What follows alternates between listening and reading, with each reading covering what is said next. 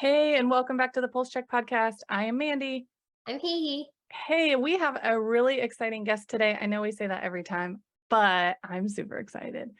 For today, functional medicine using nursing fundamentals to become true healers. I am so curious about this. I have a page of questions. I cannot wait to get into conversation with Bridget. We have Brigitte Sager today of Integrative Nurse Coach Academy. Thanks for coming, Bridget. Oh, totally. I'm super happy to be with you guys and talk about this. Oh, I'm so excited. So for our listeners who have been with us for a little bit, they will recognize Sarah Collins' name as a previous guest that was just here.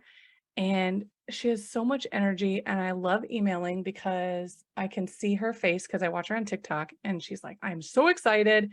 You're going to love this. I have someone for your podcast. It's Bridget. She's really different than me. It's going to be so great. And like you just said, it's going to be more upbeat. And Sarah was like, wah, wah. Here's what's going on and what you need to know if and when you're going to press charges for retaliation or file motions against retaliation of your hospital, which is extraordinarily helpful, in my opinion. Absolutely. And unfortunately necessary. And necessary, and kind of like, geez, I did not expect that, but she gave us a lot of good information and connected us with other nurses. So I'm so grateful for that. So you and Sarah are close, and you both are in the West Coast. Mm-hmm.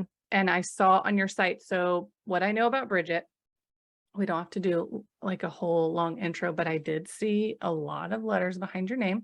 Y'all are going to see her blogs and podcasts in the show notes. You wanted to be a midwife. Mm-hmm. Yes.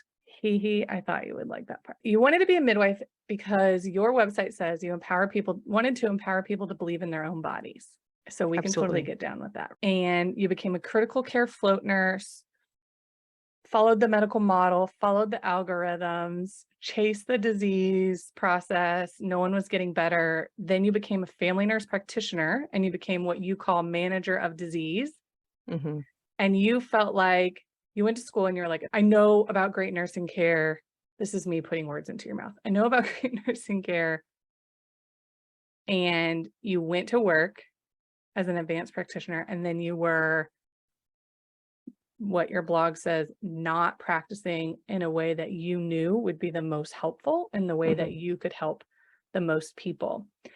And so then after that, what happened? So yeah, I would call that standard of care. I was practicing in the way that my corporate model was pushing me and the way that I was trained. What I found is when you go to nurse practitioner school, you leave behind a lot of the nursing, and you learn how to diagnose people and which medication they're going to get for it, or which surgery they're going to get for it. So once I started to practice in primary care, I had this vision of being a healer, and that was, my goal. And I just kept feeling that wasn't where I was at. And so it all culminated into a conference I was at, and it was the same conference I'd done like 2 years before, but I was really excited for new content on IBS because that's a really challenging thing to treat. So it was the same speaker, and I was sitting there with 100 other providers, probably at least, and he pulled up the same slides from 2 years before, and they were the same interventions that haven't been helpful for my patients. And so I was really bummed. So instead of listening, I was scrolling through my phone looking for something different. And I'd looked before, but I hadn't found what spoke to me. And the Integrative Nurse Coach Academy was having the intro to their course in live near my house. And so it was an hour away. And I was like, oh, this sounds like more aligned with what I want to do. So I went to that, and it was like an immersive intro and then a 6-month program, and then you go back and you're together again at the end. So it was really great. I became a nurse coach, which means that I do the opposite of nursing almost. It's really interesting because I help people figure out what they want to work on and what's in their way. And so it's a lot of open-ended questions and helping people meet their own goals, rather than in nursing. I feel like we do a lot of teaching and preaching to people about what they should be doing. And so coaching was really cool to flip that on its head and say, wow, I'm going to help people figure out what they want to be happy and healthy, and what their intuition is about their own bodies, and create some awareness for them. So nurse coaching, super cool. And then at the same time, I was kind of starting to learn functional medicine. And the more I integrated it into what I was doing in primary care, the more frustrated I got, because it takes time.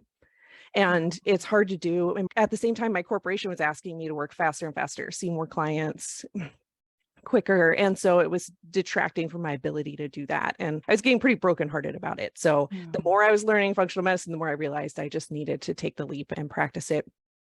And then while I was doing my training and I started working on my doctorate and I was doing consults with my clients, Karen Avino, who's the director of education for INCA, the Integrative Nurse Coach Academy, she reached out to me and asked me if I wanted to make the functional medicine course. And so I was a little intimidated by the whole idea, but I agreed to do it. And now I'm so thrilled. It's really exciting. Oh, that's awesome. That is awesome. I'm really into this. Okay, so I have a thought. It's not so much a question. I'd love to hear your thoughts about my thought. I imagine that with your model of care of allowing patients to choose their goals, you must have an incredible follow-through rate. They must have this intrinsic self-motivation to achieve these goals because they chose them versus a medical provider telling them what they should and shouldn't do, which is obviously going to create, in a lot of people, resistance.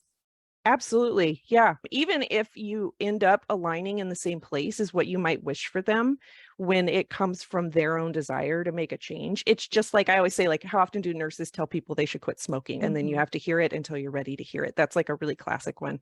And with this, it's people that come to me motivated, they're ready, they're excited. With functional medicine, I do the teaching, right? It's not just open-ended questions. And so for me now, I have clients that come to me super motivated, they're ready for change, they want to heal.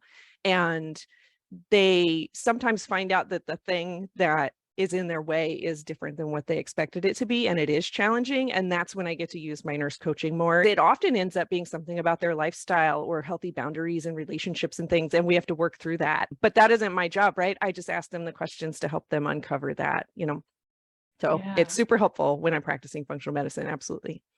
Yeah, it's congruent to therapy. Like you should be having a functional medicine doctor and also a therapist. And I feel like that will improve your life so much. Absolutely. Have you been to a functional medicine provider? No, but I am on a wait list here in Boston for someone who had an 18-month wait list, and I'm like down to like 7 months now. So I should be seeing her next year sometime. Yay. Oh my gosh. Oh my gosh, that's wild. She is like the best in Boston, apparently. I'll be driving a little bit to go to her, like 45 minutes. So when I have doctors literally like down the street from me. I live pretty close to the city. So yeah, functional medicine, I'm into it. It's interesting that I think I want to go back to kind of how you realize that this was for you, because I think a lot of our listeners are in a place of resistance, confusion, frustration.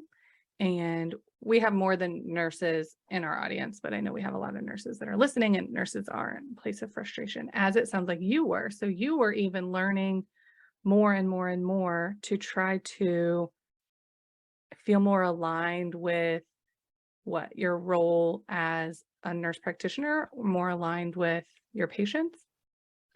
Yeah, I teach adjunct sometimes in an associate's degree nursing program. And it's the same program that I did a long time ago. And when I started to teach, I was like, wow, we are really focused on teaching nurses how to go to school to work in a hospital. And when I ask nurses, and I often do this because it's kind of a passion topic for me, is like, why did you become a nurse? Most nurses went to nursing school. They'll say it was like me.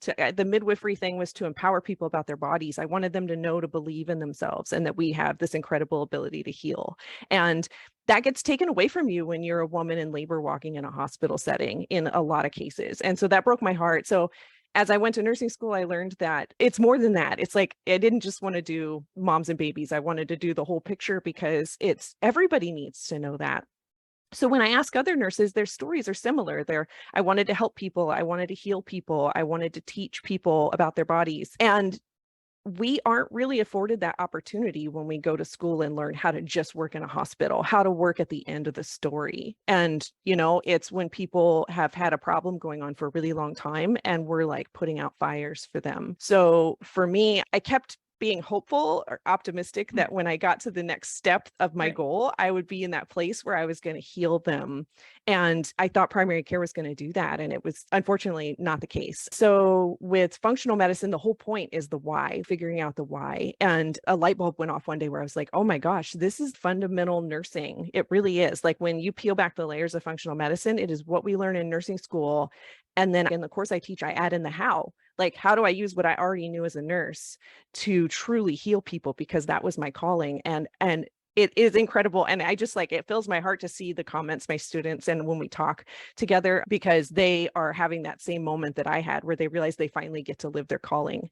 And a lot of my friends that still work in the allopathic model are so brokenhearted right now in the role that they play. And so I am so excited that more and more nurses are looking towards this. I love that you say that. And I think I had read your bio, I had looked you up.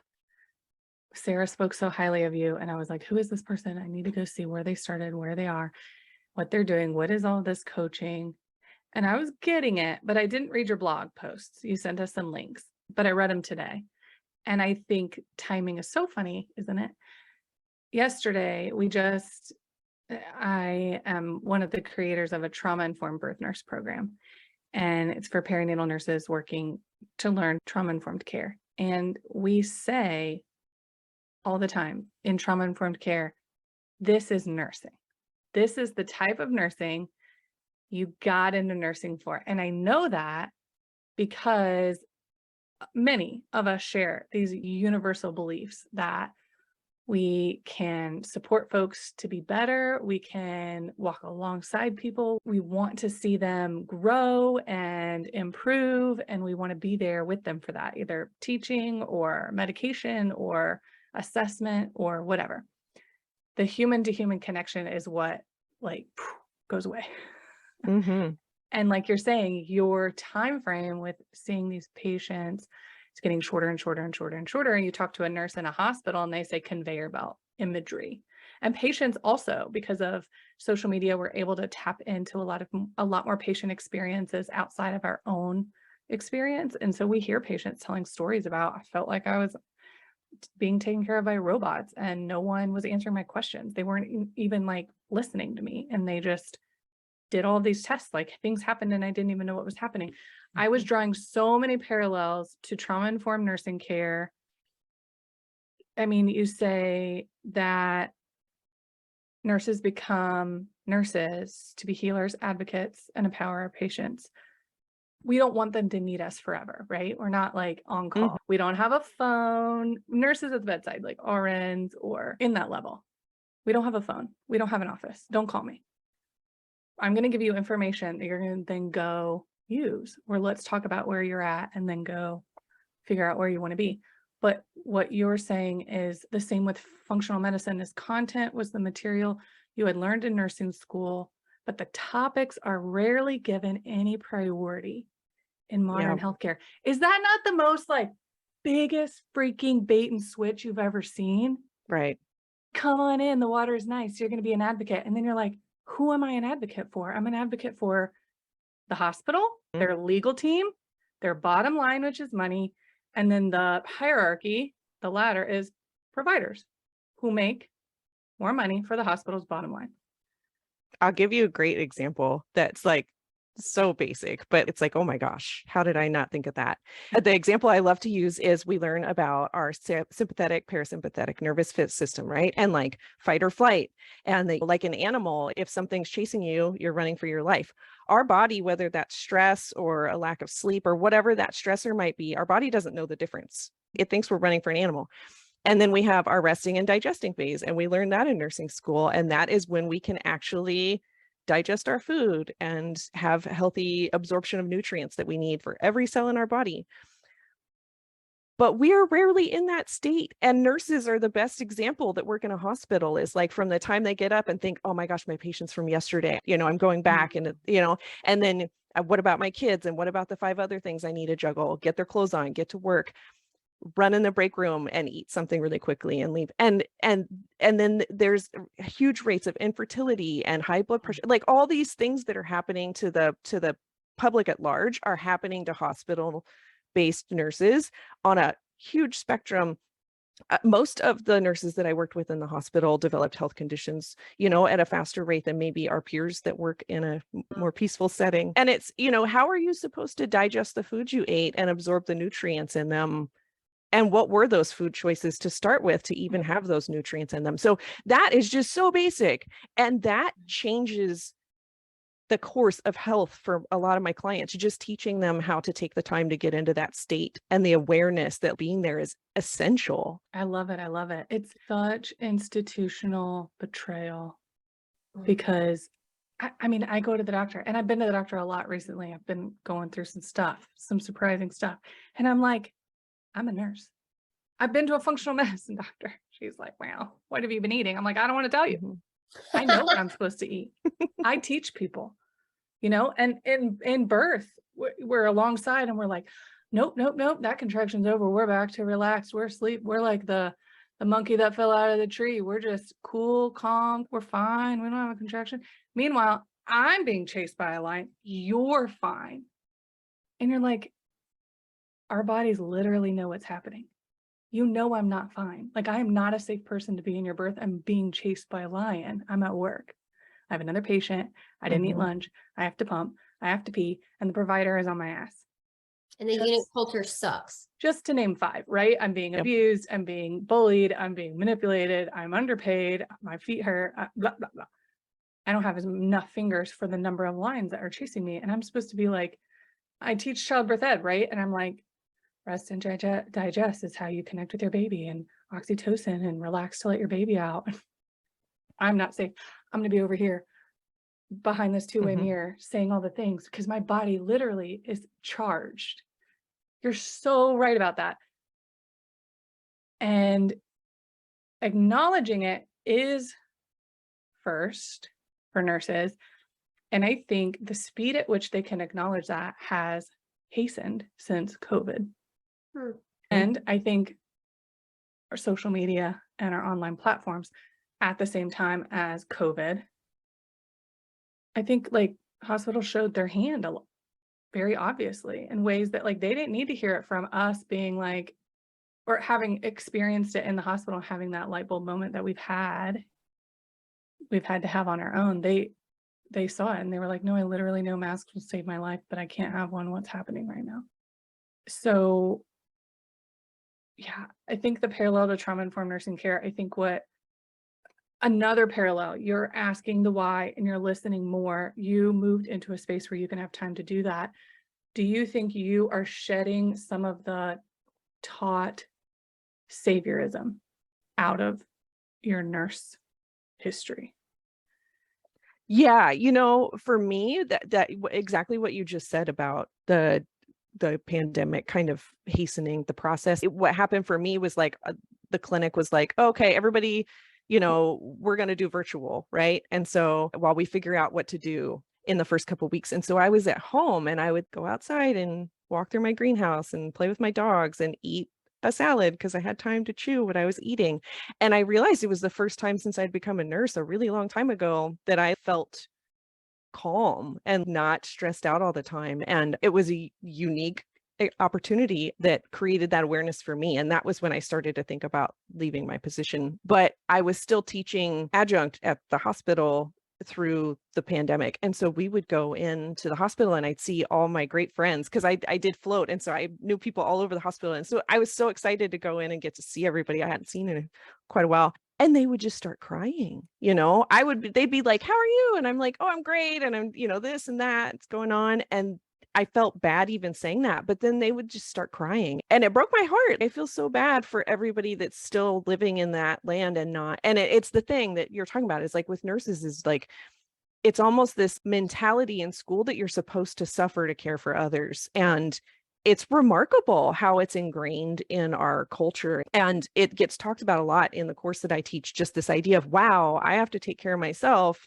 so I can take care of other people. And I don't have to live in this, I took a total leap, like jumping off the like corporate income situation to do what I do now. But I totally believe it's my calling and I have faith in that. And like, we live in that idea as nurses of like the hospitals where it's at to like make a great income. And then you have to suffer through your career and develop health conditions to be a sacrificer to save others. And I really feel like that needs to change, because I don't think that most other jobs have that level of stress and responsibility that we do. Doesn't make any sense. You'd kill all your workers. Even like in a business model, it doesn't make any sense. Like, you're a business. All three of us own businesses and have teams. Like, second up is our team. Yeah, but I think that's indicative of how they view nurses, like replaceable, right? Like if one gets sick and can't come to work, we'll just hire more. We literally saw that in the pandemic. They did not care. They were like, okay, quit if you want to quit. We're hiring them right out of school. They're in that funnel That of medical industrial complex. So preparing them to work in the hospitals, and the hospitals Exactly. understand, who cares? We have an endless supply of nurses. We don't think about our people like that because we know our people are not replaceable. We know the people who help us run our businesses are far and few between. Hospitals don't view their workers like that, I don't think. Yeah, for sure. How do you think leaving, taking that risk, you've gotten all this education through the medical industrial pipeline, if that's not so hurtful to identify, because I can identify that way too, paid a lot of money to that pipeline, paid a lot of time to that pipeline, a lot of breast milk to that pipeline. You can tell I'm like not over that part. Yeah, I hear you. And you know, over it enough, but like that's some shit. How has leaving helped your burnout? Or how has doing this other side of medicine helped your burnout? You know, I always I used to say, oh, if I get a doctorate, it's going to be in nutrition, because I don't want to go further in nursing. Like that whole thing going through the NP program kind of showed me what that would be, right? And so now I am getting my DNP because I'm like, oh, because I can take research and disseminate it into practice in a way that could change healthcare. And so for me, it's like I find, I totally feel like I was raised, my dad was like this kind of like white collar hippie sort of, you know? And so I always wanted to like fuck up the system ever since I got into healthcare. And I don't like how the corporation that bought up our local hospital has treated my friends and my community. And so I'm kind of tearing it up because, you know, I'm teaching all the nurses in my community at the, you know, the school that I went to at like, and all the nurses through the country that take my program and through the world that take my program, that we can figure out why people have chronic conditions, and it's different. Everybody's problem in functional medicine is unique. The cause is unique to them. And that's why it takes time, because we have a lot of questions for each person to uncover that and heal it. But when you do that, they don't go to the hospital anymore, right? So I feel super thrilled about that. And, you know, one thing you just said that I thought of was I was reading a student's assignment this morning, and they said that they felt more aligned with who they were holistically before nursing school, because once they went to nursing school, we get taught, like you just said, you go onto the conveyor belt of following the protocols to meet the goals of a corporation in most cases. And so she was excited that she was flipping that over and looking underneath and seeing, like, remembering who she was before she became a nurse. I thought that was really cool. Yeah, because you're creating a space that's safe for them to do that. It's safe to be like, well, shit, this is what I spent so much time doing, so much energy doing. I thought this was the key. I thought it was the answer. I was told all this. This was a scam. And I am this other person. And I'm not okay with these practices. I'm not okay with these priorities. I'm not okay with telling me one thing and then doing it differently in practice and having that resistance all the time. And those new nurses, smart, aware, that's who we're trying to get. That's who we're trying to talk to. We're like, that inner voice, that's the smart one. The new nurses, the younger generation is I think you're exactly right. Like, what's your gut saying?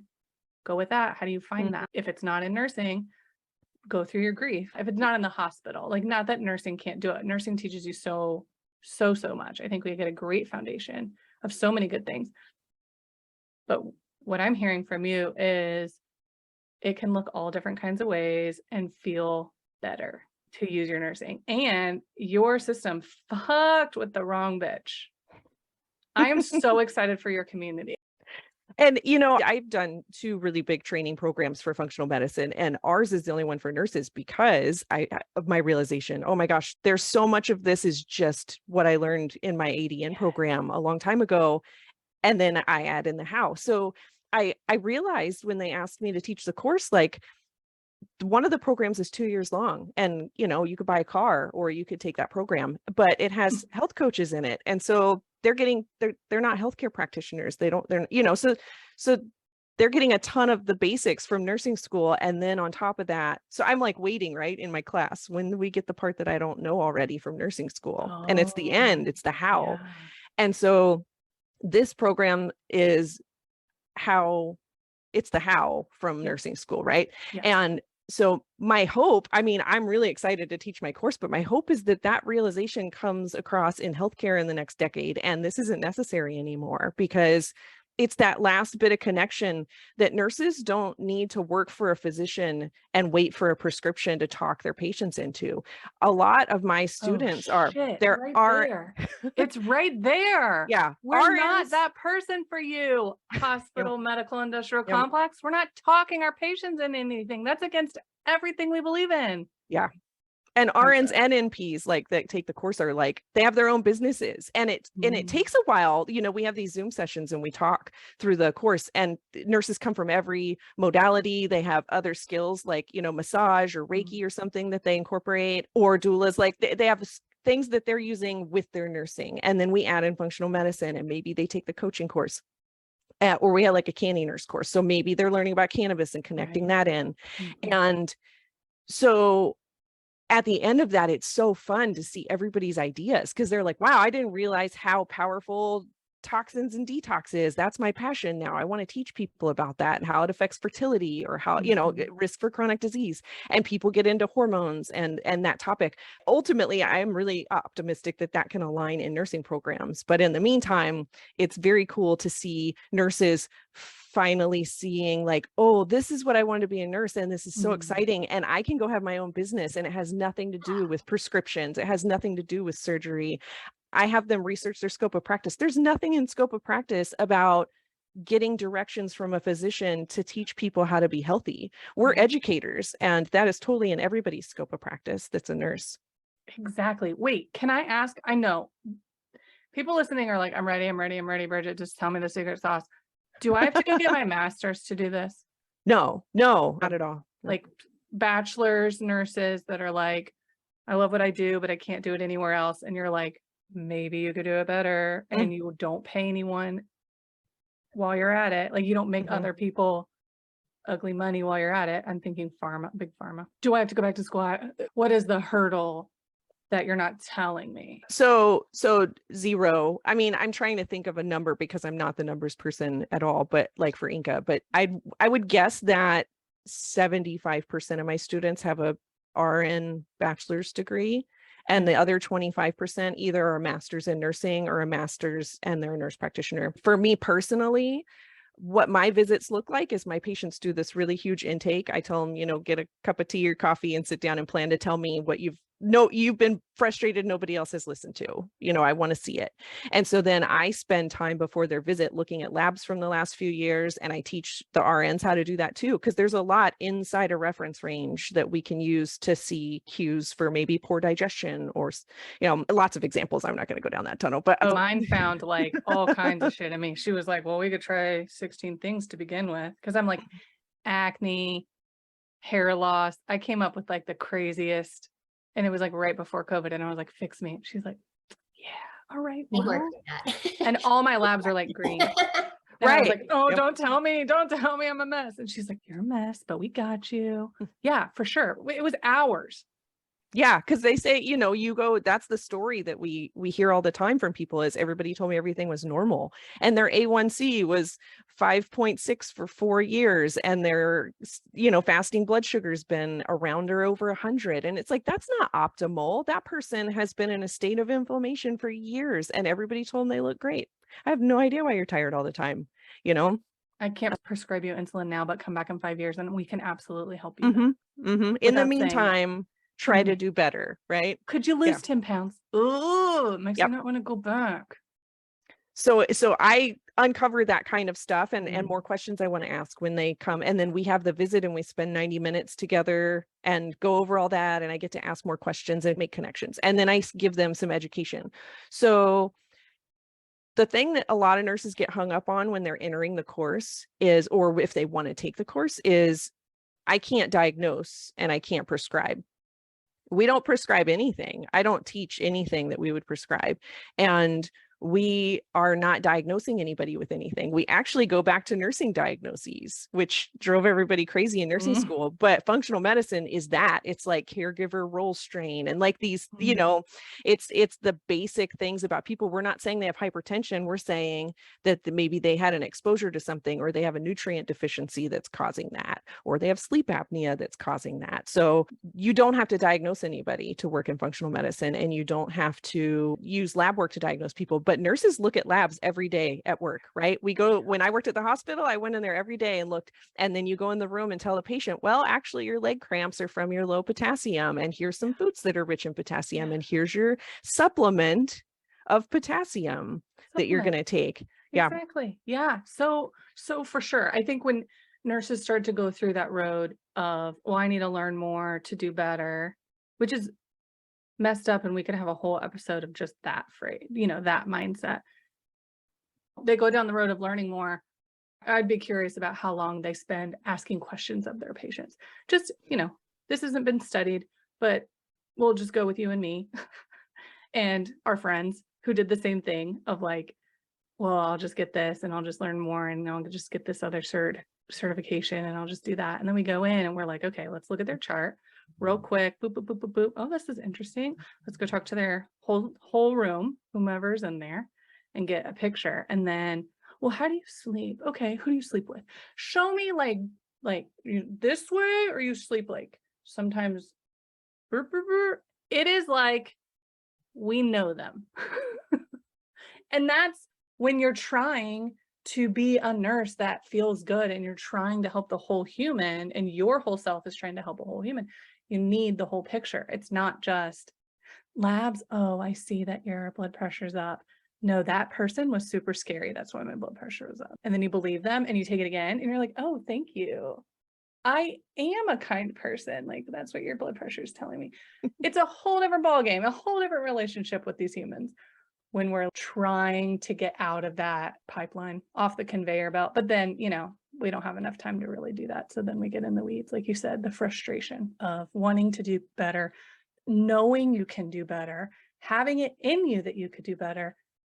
That's what drove me out too. That like the frustration is killing me. Like, it's moral injury, honestly. It's traumatic stress, secondary traumatic stress. It's these like, who am I working for? What am I doing here? All these like questions start spinning because you're seeing example after example after example. And it's very helpful to hear you say that that was your journey, because I think so many people can resonate with, and you have ways for nurses to get back to nursing the way you did. Absolutely. Yeah. We can do online learning now, everybody. How wonderful is this? We don't have to like go back to college, pay into that system. That's also, you know, questionable, and then do something on our own. And I think a lot of nurses are I know I've been sending my friends all of the side hustles I can find for them, because they're like you said, they're just limited in the fact that they think that they have to do it this way because we've been told that. We can't pay for our house. We can't put food on the table if we don't do that. And, you know, that scope of practice question and the believing that we can't, you know, it really comes back to that. I mentioned the educator part, is that nurses are educators. And when a lot of times like students will say, oh, how can I don't know if it's in my scope of practice in my state to be able to do this on my own. And I say, how often have you had in your nursing career somebody say, oh, hey, Mandy, I sprained my ankle last night. I'm wondering if I should go to urgent care, and they send you a picture, or, whatever. How many times do we tell people go grab, alternate ibuprofen and Tylenol and ice and heat and elevate?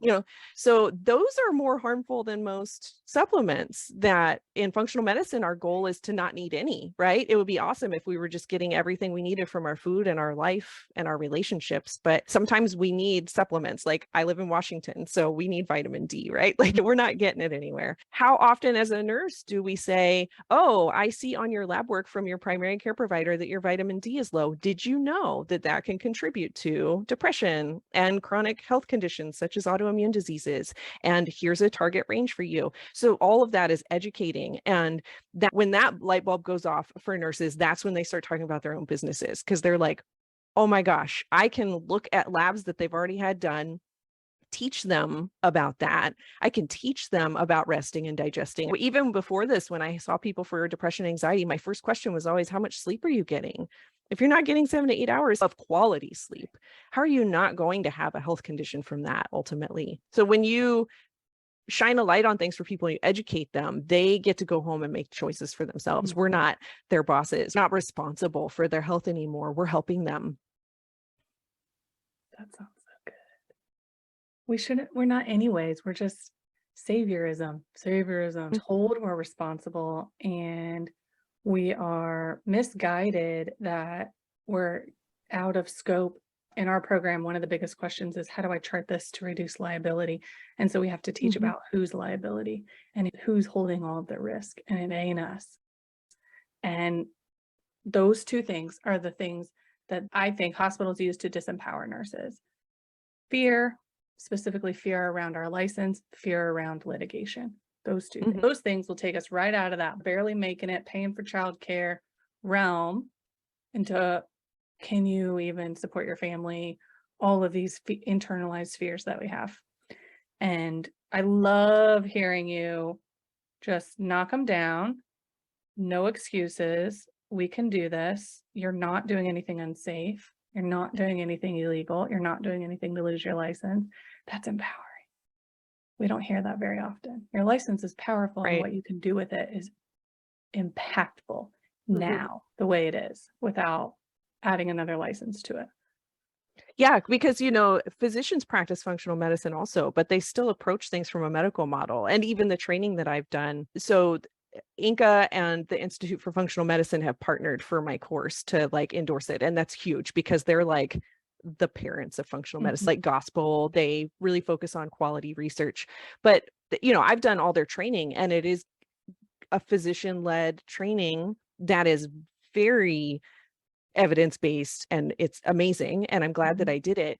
But I don't think that nurses need to do 2 years of training to have a huge impact, because they teach higher level. They go into prescriptive opportunities for treatment, and they go into more advanced testing. And I teach testing in my course to the extent that nurses want to know what it is and how to interpret it, but not to the level of go have all your clients do $1,000 tests for every symptom they have. Because the bottom line is, what has increased the prevalence of all our chronic diseases is not a lack of a prescription medication or a lack of a surgery. It is our lifestyles and our food choices and stressors. Over half of US adults are deficient in magnesium, and that is one of the leading causes of hypertension, actually. So you can throw 3 full highest dose prescription hypertension medications, antihypertensive medications at somebody, and it's not going to fix them if their real problem is they're not getting nutrients that every cell in their body needs. So I think that nursing as a whole, recognizing the influence that we can have on the path that healthcare has taken, and revert it to a place where we're the foundation of that and take over, right? Because nobody else has this training, right? No. And all we have to do is understand that the things that we already know are the actual things that are going to help people get better. We've been blindly following this medical model that is for money. It's for profit. And then our money also, you know, either. it's also led by a lot, like the American Medical Association makes a lot of decisions that suppress nurses. Very frustrating, because meanwhile, you have nurses over here that are the ones that have the time, generally more than a physician, to say, how many vegetables are you getting a week? You know, like Show me just your to talk plate. about, Yeah, the trajectory of healthcare today. Man, I'm going to send some postpartum geared nurses your way. Awesome. My community needs it, ready to shake shit up. Oh, that's so exciting. My wheels are spinning. I want to thank you for sharing this, Bridget. This is Absolutely inspiring. Yeah, it really has been. This is my wheels are turning. Imagine if this was required in medical school. Mm-hmm. We would have any doctors left in the system, but maybe that's what we need. Maybe everyone goes out of the system and that's how we take it down. But yeah, what if this was the course? What if these were the conversations? What if these were the questions that we were asking in medical school and the education that we were giving? What would the American health, not even healthcare, but like what would our United States health look like? It would be totally different. People would once again want to be coming to this country because we had a good lifestyle to offer, right? People were healthy here. People were happy here. Now I feel like so much of our country is just unhappy and stressed, and we just run like hamsters in wheels, always going, always on. We always want our patients in perinatal medicine, but I know in all types of medicine and all types of areas where nurses are working, they know that their patients have power. They know their patients can make lifestyle changes, but they can also make choices and decisions that impact their health that nurses feel like their hands are tied inside of, say, the hospital or even outpatient anywhere. They give them a little information, but those patients are the ones that have to say and speak up and advocate for themselves. We wish we could like whisper all of the things to them, give them the information they need, because we know a lot is on their shoulders. Imagine nurses teaching communities just like this how to do just that. Those are our voters. Those are our committee members. Those are our community leaders. Those are our teachers. Those are our parents in our community that are like, oh, wait a second, this is what it feels like to be listened to and heard. I can make a powerful, positive impact and it didn't hurt. Like that's the next generation saying, I don't have to suffer for this. I can help you without losing anything. One of my students in this cohort is a school nurse, and we were talking as a group last week about the power that she has to change the trajectory of health for children, you know, because who's she seeing in her office all day long? They're coming in with diabetes and asthma, and she has the ability to educate them and their parents and maybe change the course of their whole life, maybe add 10 years to their life by teaching them the impact of maybe food and gut health on asthma or food choices and diabetes. It's so incredible to think about the impact you can have when you get involved in the community and even reach out to a younger demographic. It's pretty exciting. Sure. I was thinking school nurse and school teacher while you've been talking. I'm like, man, talk about people who are ready to unleash. Nurses and teachers are ready to just get unleashed. Oh, thank you so much, Bridget. We would love to hear comments from our listeners on what you're thinking, any responses, questions, comments you have about this episode. You can also on our Instagram at pulsecheck.podcast, and you can also find Bridget in a few of the links that I've posted below. We have some great blog posts that speak just to nurses that I found really, really helpful and inspiring. But at mandyirby.com/pulsecheckpodcast, you can drop us a voicemail with your comments and questions, and we'll play them on our next episode and respond to whatever you have in that voicemail, and we won't answer it. Don't worry. You just talk, it records, and then you hang up. All right, Bridget, is there anything else that you wish to impart on nurses and healthcare professionals and consumers that are listening today? I think the bottom line of functional medicine is asking why. And I just think that the pandemic, one positive of it is that it has made all of us question the practices of healthcare and recognize there's different answers. And so asking why more is a huge thing that I think that patients can try to find a practitioner that is asking those questions, and nurses can be those providers for them, which is really exciting, and live our callings, right? For us to be teachers and healers and empower people. Oh, yes. Thank you so much, Bridget. This Absolutely. has been incredible. Thank All right, you. y'all. Thank you. We'll see you guys next time. Thanks so much, Bridget. This was awesome. Thank you. Bye. Bye. Bye.